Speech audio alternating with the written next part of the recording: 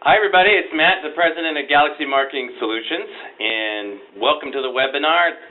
And what I want to do is actually take you through the actual definitions of Web 1.0, 2.0, and 3.0. So the first one is a general introduction. So there's obviously, as our culture goes on, things evolve, Smart people are always working on the web and trying to figure it out and get it more productive and get it working smoother for everybody and so on. If you remember back to around 1995 or so and what it was like to be on the internet at that point, if you were, basically at that point the internet was a one-way communication. And this was really like a bulletin board. Like you log in, you read it, and that's the end of it. You read what's there, and go, okay, good, and that's it. That's the end of your user experience, okay? The next one is Web 2.0, and this was actually a very big step forward because it opened up an engagement on the internet, which is like a two-way communication. So to give you some specifics, this is where the whole subject of social media fits in because it's a conversation. And obviously, social media is huge, and now, it's an indelible part of our society. It's a big deal. Lots of things happen by way of social media. Business deals are made, marriages are made. All kinds of things are made through the capability of that interaction and the two-way communication. Another really interesting thing that was born out of the Web 2.0 era is because people were now able to comment, there was a whole new source of information that came on the line, and that is known as user-generated content. So if I write some article about websites or postcard marketing, and then somebody chimes in and says, yeah, and one thing I tried with postcard marketing that really worked well was blah, blah, blah, blah, blah, blah, blah. So now you have that nugget of information that has come from a user. Another user can chime in and say, oh, that's really interesting, Joe, because you may be interested to know that when I do postcard marketing, I also do blah, blah, blah, blah, blah. And he's like, oh, wow, I never even thought of that. So now you have this whole conversation going. And the users, of course, it's going to depend a little bit, but the users can input their own information, which, in many cases can wind up being very valuable. And so you wind up with that whole, it's literally like different dimensions.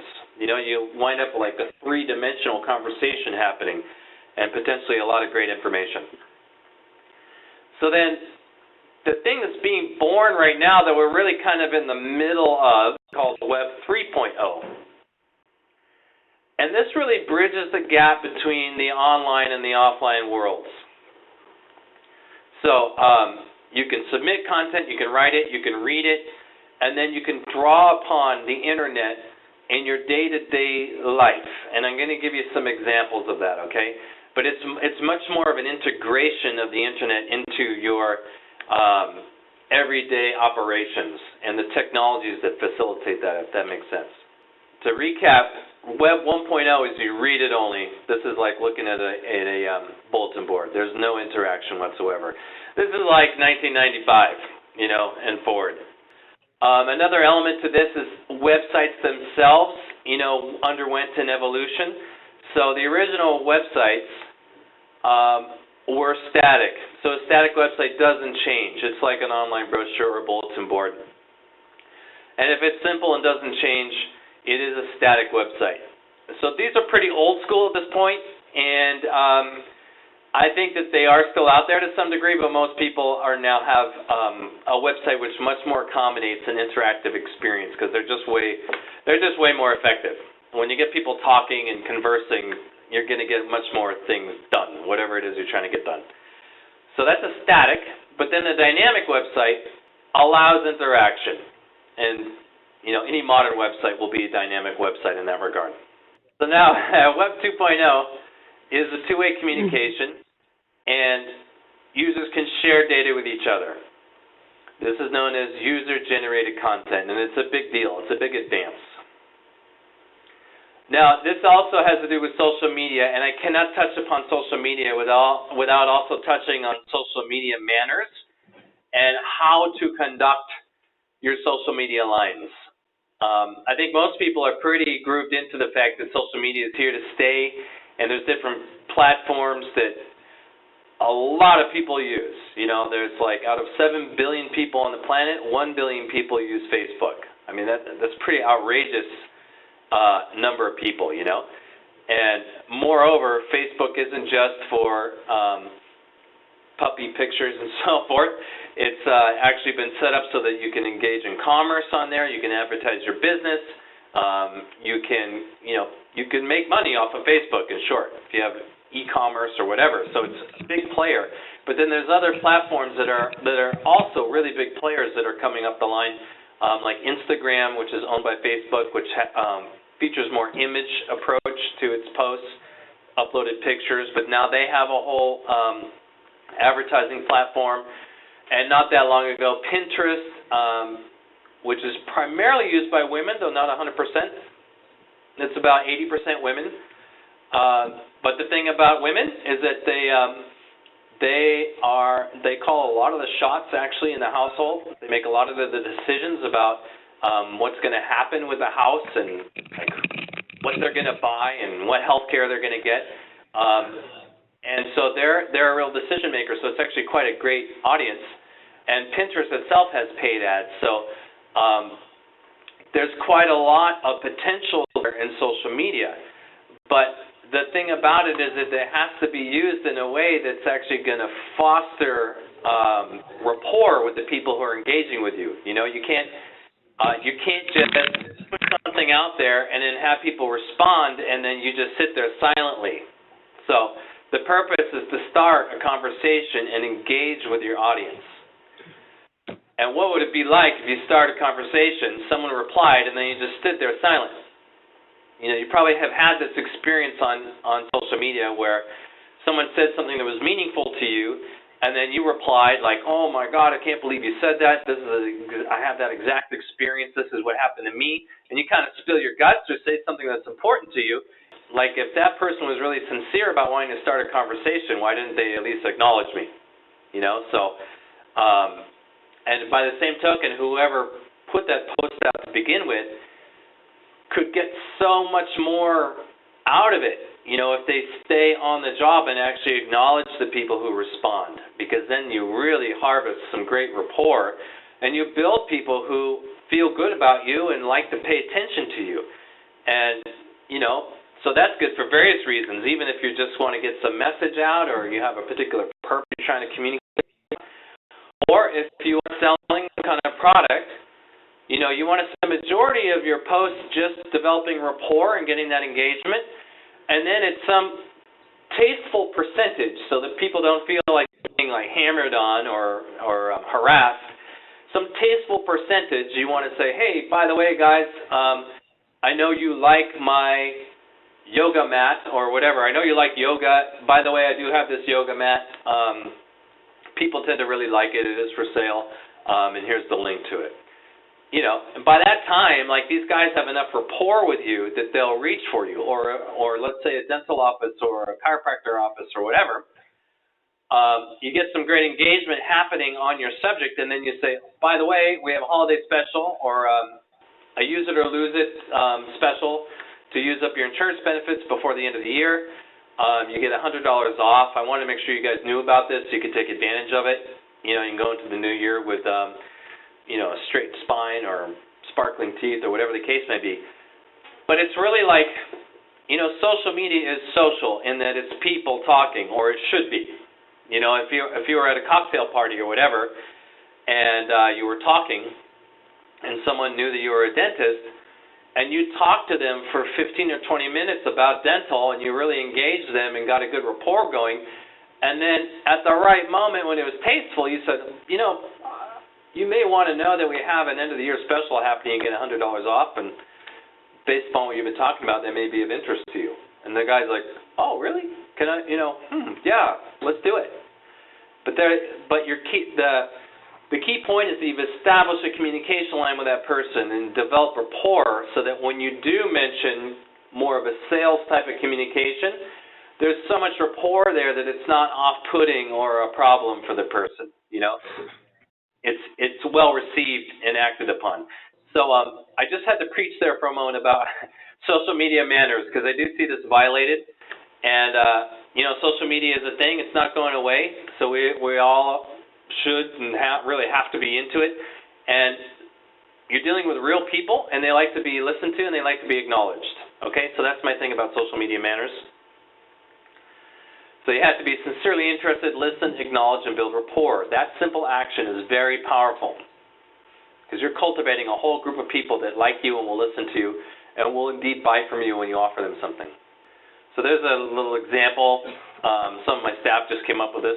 I'm not trying to plug myself exactly, but this is, you know, Nick says, love the webinars. Matt's very informative and explains things in a way that's easy to understand. And then Galaxy replies, thank you. We at Galaxy are here to help you reach your business goals through our informative webinars. You know, like there's somebody there paying attention, and people feel that. Jim says some things about the era of interactive content. I get as much insight from user comments as I do from the original content. So that's an excellent point about user-generated content. And then Kathy says, yeah, Jim, I remember dial-up and read-only websites, Web 1.0. How old does that make me? So this is a great example. And then Galaxy chimes in and says, hi, Jim, join the webinar, and you'll get a ton of insight from our upcoming webinar. So anyway, in conclusion, I think you get my point. But you want to pay attention to the, you know, it's kind of like you have to take responsibility for what you create. If you're going to put out something that draws people's interest and gets them commenting, you have to take responsibility for starting that, and then follow up with good acknowledgments and interest, and that'll really take you somewhere, and you're going to start to build a bunch of people who really like you and want to listen to you.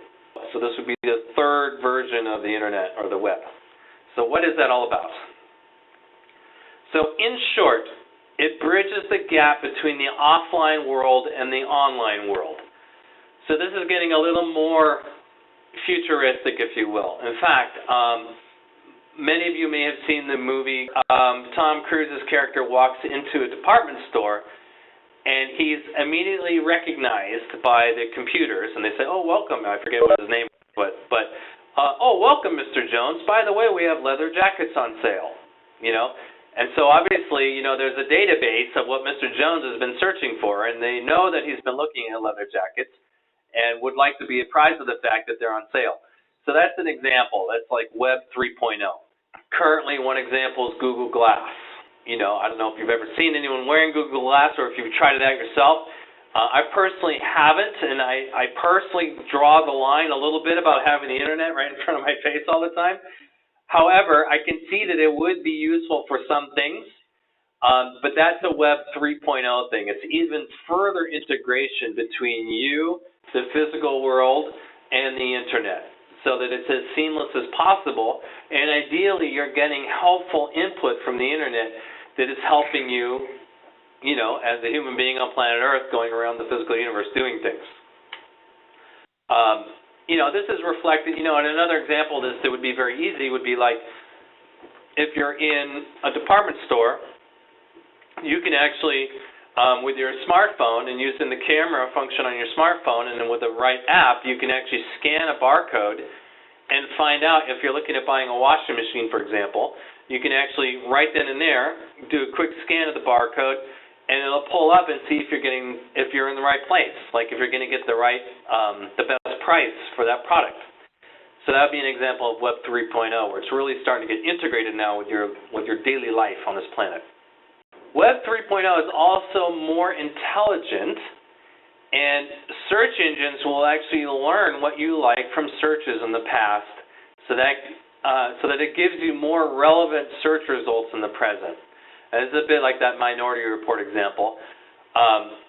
You know, any example would be like, it'll store the information of your searches and will actually draw upon that information when you search for something, right? So I'm going to use a word here, which is this Web 3.0 is often known as the semantic web. So what does that all mean? So if you look at that word semantic is the meaning of words, right? What they actually mean. Now, in earlier versions of the internet, the search engines weren't intelligent in that they didn't really catch the meaning of words. They understood words as symbols. Kind of like a parrot, you know, if you said banana, you know, you could walk into your house and the parrot would say banana. And you're like, oh, wow, the parrot knows the word banana. You know, whether the parrot really understands what a banana is or not is up to debate, you know, so, but it's capable of repeating the sounds of that word. That's a lot like the earlier versions of the internet. Like it could, if you search for something, it could cough up everything related to those symbols, those keywords. But it didn't really think or analyze the data and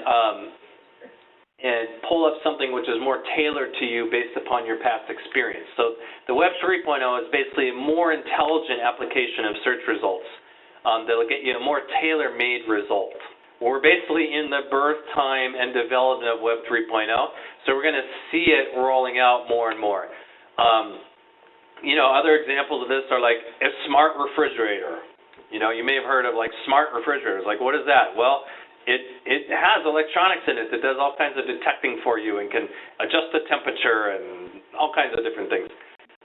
You know, or people have this thing called Nest, you know, where you can actually regulate the temperature of your house from your iPhone when you're off somewhere else. That's an example of Web 3.0 type of things. All right, I hope that all makes sense. And we've covered a lot of ground kind of very fast, so I want to find out, are there any questions on everything I've gone over there? We're all set here. Yeah. Okay, awesome. So this was just kind of, honestly, this was just kind of a word clearing session to clear up some of the terminology because, I mean, it's kind of wild. I have a 3.5-year-old son, and, you know, his life is different than mine. You know, I actually grew up before cell phones for a little chunk of my life. And really before personal computers for a little chunk of my life, and I'm not even that old. So, you know, he's the guy that's growing up in this internet society, and there's this whole universe that's kind of superimposed on our life. So I want to go through and make sure all these words are understood because this is where we live now, and I hope it's been of use to you. So I'm going to wrap up the webinar this time, and if there's no further questions, I will see you next week, okay?